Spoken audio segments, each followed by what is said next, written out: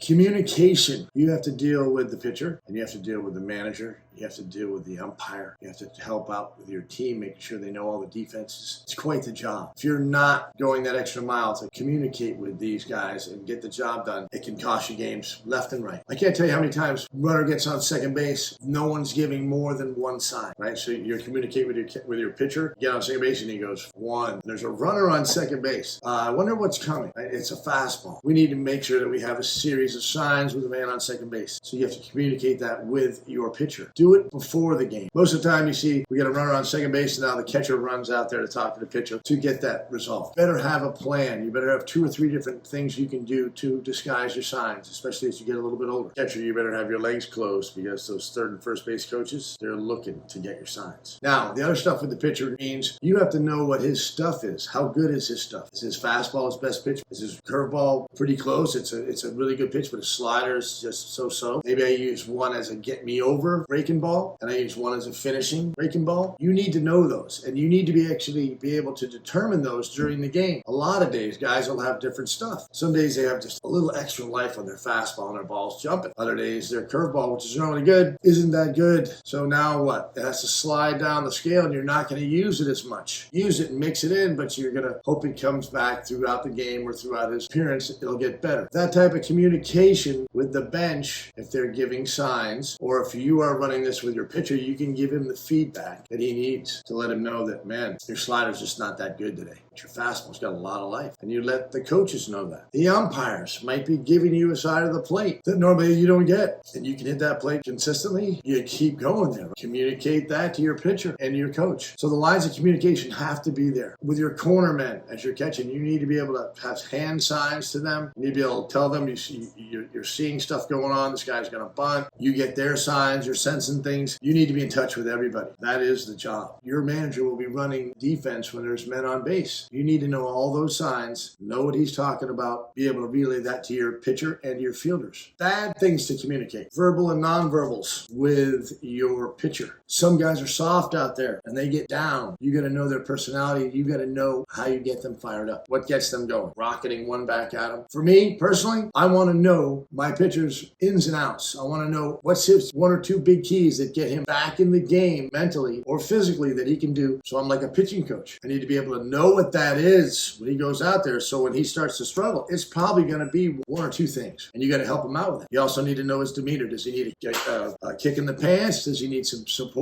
You need to run out there and speak to him very quickly. You need to walk out there slowly and give him a time to catch his breath. Now outside of that, you got to communicate with that umpire. Your guy's out there and he doesn't have the best stuff. He's not going to just blow guys away, and he's not calling the ball at the knee. How do you communicate with him? That's a strike. You're going to say, that's a strike. We got to do it. No, you don't want to get on his bad side. Maybe something like, hey, Blue, whatever his name is, try and learn his name and call him by his name. To ask him, say, listen, my guy doesn't have the best stuff on the planet. If he doesn't get that pitch, he's going to have a pretty short day. And now that's not so horrible to say, right? You're not picking a fight right there, but you're letting him know that you think that's a quality pitch and your argument is good. He's making quality pitches at the bottom of the zone and you're getting nothing for it. And he has to bring it up a little bit. Could be a short outing. If this communication and all these things that you have going on aren't done before the game or before the inning starts, before his outing, those few pitches that you miss out on could wait to a bomb, a wild pitch, getting crossed up, missing something from your coach that you should have pitched over or thrown over to first, and now the guy stole a base. Can't have that stuff happen. Yelling at the umpire. Part of their job, I believe, is that they like being the boss and they don't want to be told what to do or that they're doing anything wrong. You have to be gentle with them. Do not turn around and look at them. Do not. You're looking for trouble. Do not hold your glove out there with the pose, I got this as a strike. What are you doing? Catch the ball, throw it back, and then talk to him with your face being forward. When you're picking up the ball, you can discuss with him again, man, that pitch right there, that's pretty good. You're giving it to us last inning, as long as you're not showing him up, he'll be fine. Communication with the other team, do not do it, ever. You don't need to communicate with them. They're just distracting you. And if they get you to talk with them, they've done their job. You got to stay cool because you're the guy who has to think the most on the field. So once again, when we talk about catching, you got to be on top of your stuff. Once you do all the physical work, that's it. Game really becomes a mental game that you really got to stay involved in. Make sure you're communicating a lot and don't stop. All right, we'll talk soon.